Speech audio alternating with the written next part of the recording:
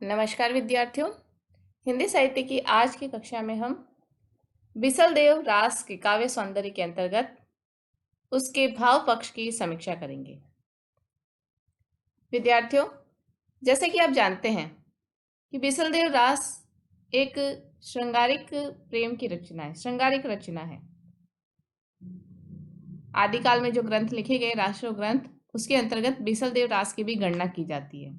इस संदर्भ में जो ध्यान देने योग्य तथ्य है वह यह है कि कुछ ग्रंथ के साथ रास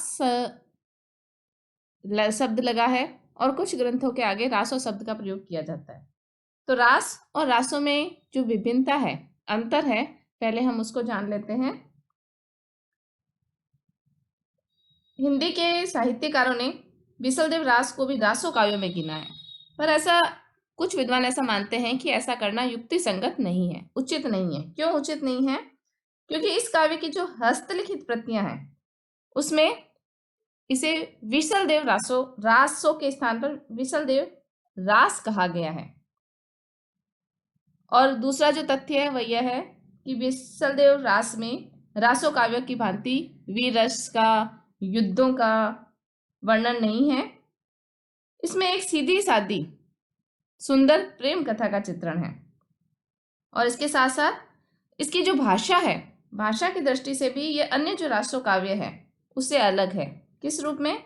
कि रासो काव्य है उनकी भाषा पिंगल है और या फिर खुमान रासों की भांति उनकी भाषा डिंगल है। लेकिन बिसलदेव रास की जो भाषा है वह सीधी सादी बोलचाल की घरेलू राजस्थानी भाषा है। इसके अतिरिक्त इसका जो छंद सौंदर्य है वह भी वीर रसात्मक रासो काव्यों में पाए जाने वाले छंदों से नहीं मिलता है।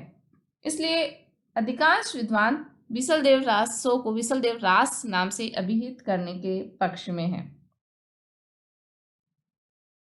हमारे पाठ्यक्रम में संकलित ब्रज नारायण पुरोहित द्वारा संपादित जो पुस्तक है बिसलदेव रास, उसमें भी इस ग्रंथ का नाम बिसलदेव रास या बिसलदेव रासो न करके बिसलदेव रास ही रखा गया है।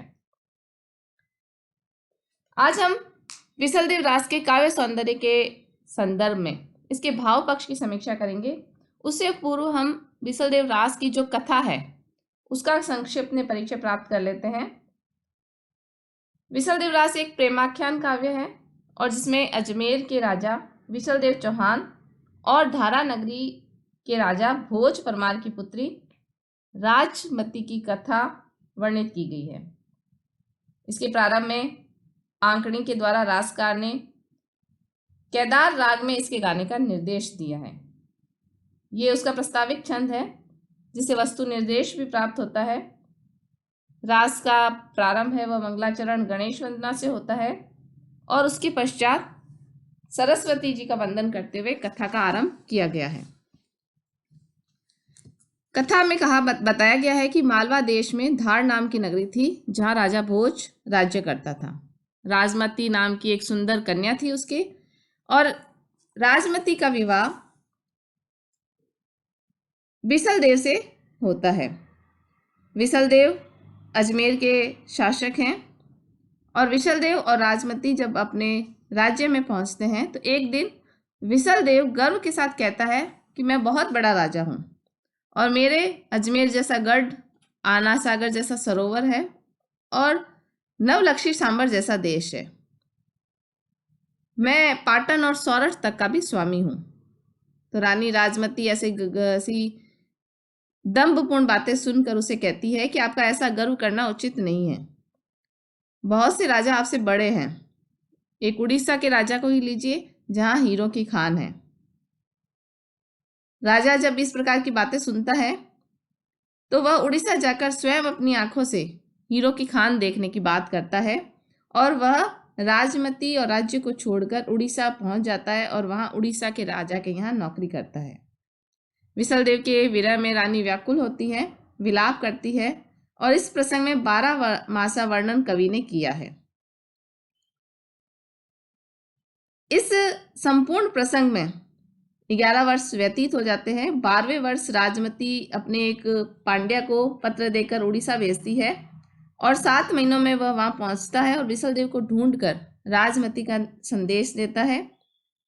संदेश प्राप्त होने के बाद विशलदेव अजमेर की ओर प्रस्थान करता है और 12 वर्ष पूर्ण होने तक वह अजमेर पहुंचता है। जब विशलदेव रानी राजमती के पास पहुंचता है तो इसके पश्चात राजा भोज के पास विशलदेव और रानी राजमती दोनों कुछ समय तक रहते हैं और उसके पश्चात राजा पुनः अजमेर लौट आता है अपनी रानी राजमती के साथ। राजमती के साथ मिलन से रास की कथा समाप्त होती है। तो इस प्रकार इसमें कथा के कुछ सूत्र हैं जिनको लेकर विशलदेव रास रचा गया है। इसकी कथा की बात की जाए तो लगता है कि ये ऐतिहासिक आधारों पर निर्मित है, परंतु वास्तव में ऐतिहासिक नाम के अतिरिक्त इसमें कुछ भी ऐतिहासिक नहीं है। कथा वर्णनात्मक है। घटनाओं का जैसा वर्णन किया गया है वह ऐसे कहीं भी उलझावपूर्ण नहीं दिखाई देती। प्रासंगिक घटनाओं का चित्रण नहीं है। कथा में लोक तत्वों का सन्निवेश किया गया है और एक प्रेम की सुंदर उज्जवल कथा इसमें कही गई है, जिसमें कहीं भी स्थूलता या अश्लीलता के दर्शन नहीं होते हैं। इस प्रकार हम देखते हैं कि विशलदेव की जो कथा है वह प्रेम के सरस पक्ष को वर्णित करती है। यद्यपि ऐसा है कि इसमें वियोग का वर्णन अधिक है, फिर भी प्रेम का जो आदर्श रूप है वह इसमें उभर कर आता है। इसके भाव पक्ष के संबंध में यदि कुछ बातें कही जाए तो यह दृष्टिगत होता है कि यह एक प्रेमाख्यान काव्य है। विशलदेव रास में रसपूर्ण रास काव्यों की जो कड़ी है उसका अगला चरण विशलदेव रास को कहा जा सकता है। इसमें रसराज श्रृंगार का वर्णन किया गया है। 9 रसों के अंतर्गत श्रृंगार को सभी रसों का राजा माना जाता है और विशलदेव रास में उस श्रृंगार का सुंदर वर्णन किया गया है। विप्रलम्ब श्रृंगार की प्रधानता होते हुए भी कवि ने अंत में विशलदेव के लौटने पर संयोग श्रृंगार का भी मनोरम चित्रण किया है। यदि इस रचना को, इस छोटी सी रचना को पढ़ा जाए तो इसमें वियोग का चित्रण अधिक है और वियोग को विद्वानों ने, आचार्यों ने प्रेम की कसौटी भी माना है। कवि ने भी विशलदेव रास के प्रारंभ में वस्तु निर्देश कर दिया है कि वियोगिनी नायिका का वर्णन इस कविता में किया गया है।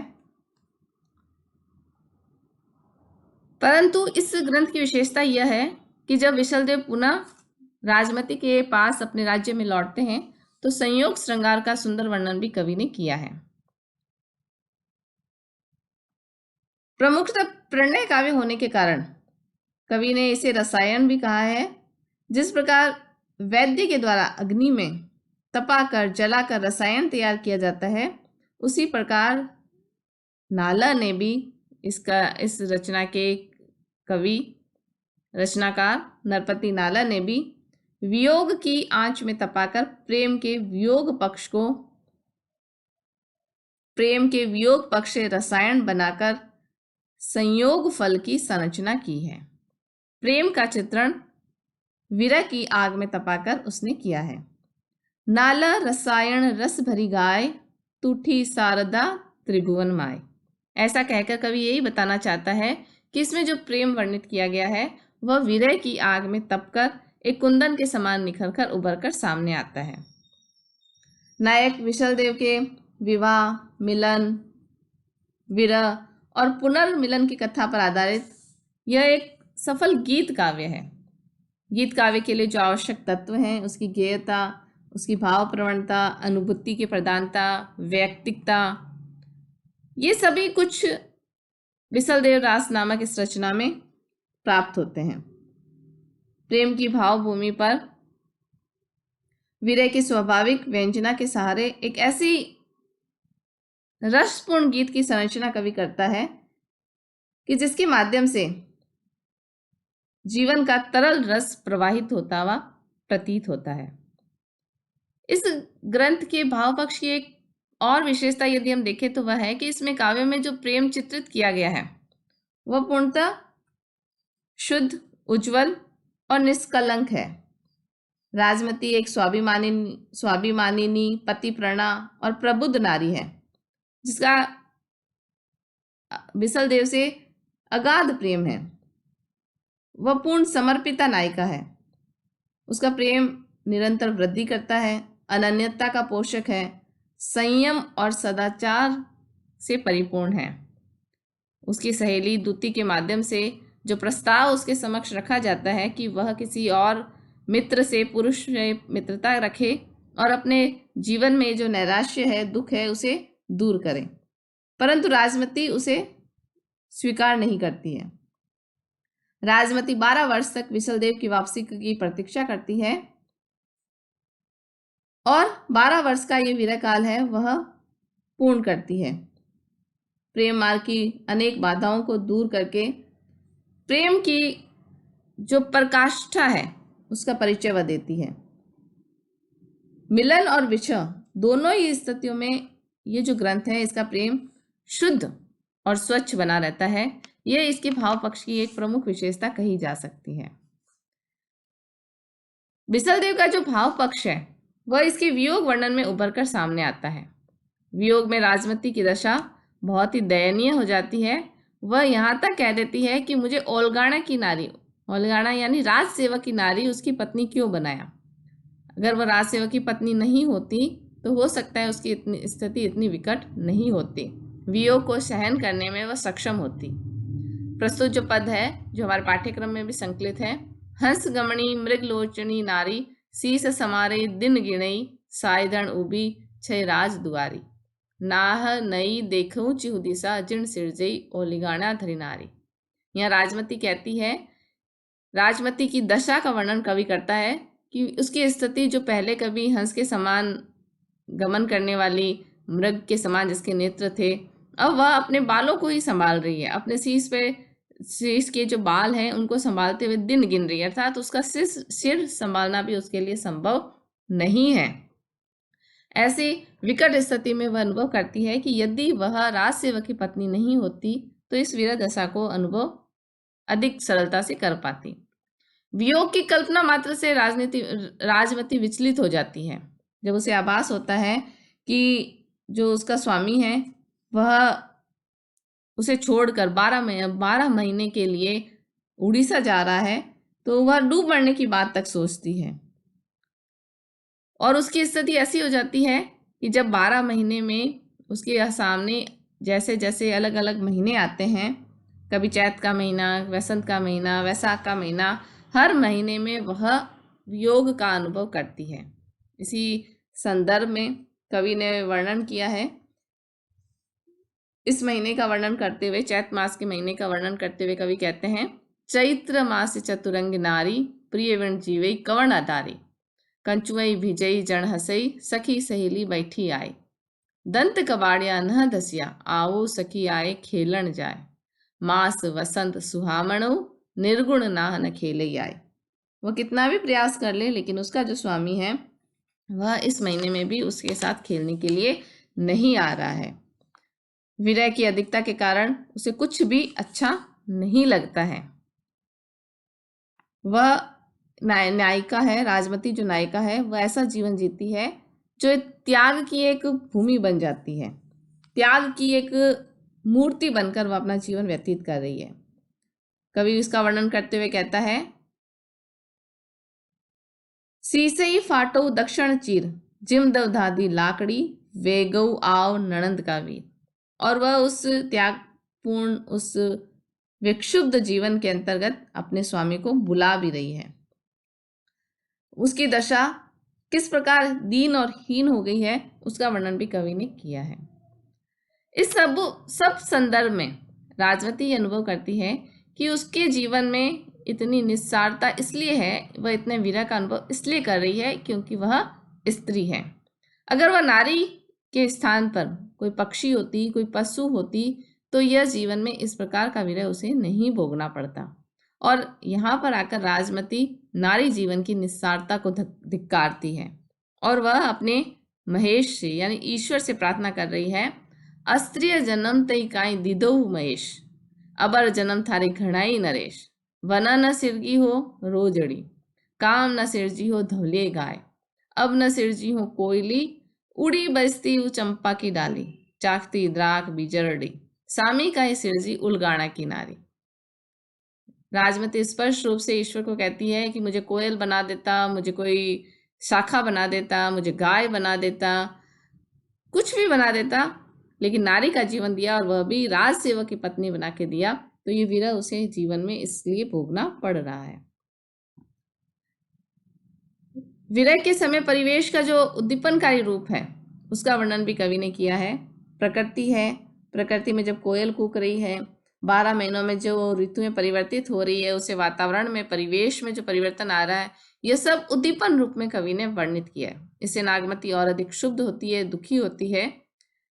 परंतु इन सब के पश्चात वियोग के बाद पीयूष वर्षी जब मिलन होता है और राजमती के सौभाग्य से जब मिलन संभव होता है, उसका सुंदर वर्णन भी कवि ने अपने इन पदों में किया है। कवि ने विसलदेव रास में ऐसे कई पदों की रचना की है जिसमें वह राजमती और विसलदेव के मिलन का सौंदर्य चित्रित करता है। अचरज ज्यूं धन लिया सना, गली पहरियो टंकाउड़ी हार, कंचू कसन ते खोलिया, कुमकुम चंदन सिर संयुदर, कर जोड़े नरपति कहो कामणी कंतरमयी रसपूर। जिसमें बताया गया है कि वह राजमती जो विसलदेव के बिना अस्त व्यस्त स्थिति में रहती थी, जिसे अपने बाल संभालने का होश नहीं है, कपड़े पहनने का होश नहीं है, वह राजमती विसलदेव के लौटने के पश्चात पुनः गहने पहनती है, कपड़े पहनती है और इस प्रकार अपने कंत के साथ रसपूर्ण जीवन व्यतीत करती है। तो इस प्रकार विसलदेव रास भाव पक्ष की दृष्टि से श्रृंगार रस का सुंदर रूप से परिपोषण करने वाला एक श्रेष्ठ साहित्य है। राजमती एक कुलीन नारी का स्वाभिमान है और जिस वृत्ति के कारण विरह के चित्र कांति में हो गए, संयोग के क्षणों में भी वह कांति और काव्य सौंदर्य में निखार लाने में सक्षम हुई है। प्रस्तुत जो काव्य है वह भाव पक्ष की दृष्टि से इसलिए समृद्ध है कि इसका जो सौंदर्य है वह लोक तत्व से युक्त है। लोक में अभिव्यक्त भाषा, लोक में अभिव्यक्त विभिन्न प्रकार की ऋतुओं का परिवर्तन और उसके साथ साथ आम जो राजा होते हुए भी जिस प्रकार से राजमती जिस प्रकार से विरह का अनुभव कर रही है, वह एक आम नारी का विरह है। वह हालांकि इस बात की अनुभव करती है कि यदि वह उलगाना की नारी नहीं होती, यदि वह राज सेवक की पत्नी नहीं होती, तो वियोग का अनुभव सहजता से कर पाती। परंतु जैसा पदों में वर्णित है कि वह वियोग का अनुभव एक साधारण नारी के रूप में करती है और अपनी जो निष्कलंकता है उसे भी बनाकर रखती है। तो विद्यार्थियों, विसलदेव रास के भाव पक्ष के अंतर्गत हमने प्रस्तुत काव्य का वस्तु विश्लेषण और श्रृंगार रस के दोनों पक्षों का वर्णन हमने आज पढ़ा। आगे की कक्षा में हम विसलदेव रास की भाषा, उसके अलंकार, उसके अभिव्यक्ति पक्ष के संबंध में बात करेंगे। धन्यवाद।